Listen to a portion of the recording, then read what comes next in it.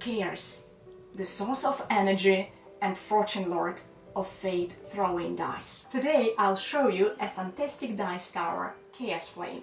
It is made of transparent luminescent acrylic material and it is decorated in the style of Warhammer Universe. On the dice tower you will find symbolic tongues of fire, 8 winds of magic, and of course Zinch, the change of ways. The heart of the mechanics is the infinite spiral. This vortex of chaos can be loaded with really a big amount of dice of different sizes. From a tiny goblin one to a big D20. Turn the dial clockwise and watch the dice rolling over the 5 steps.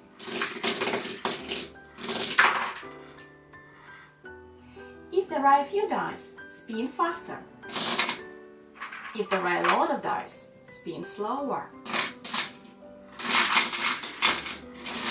Then turn the wheel backwards until it stops. The dice will pour out and the spiral will get back into its initial position. It is really easy to assemble this dice tower if you follow the instructions. The parts are assembled without glue. The only thing you need is your attention. Acrylic material is really beautiful, but fragile. My advice, after the play, put your Chaos Flame into a darkened place with a side light.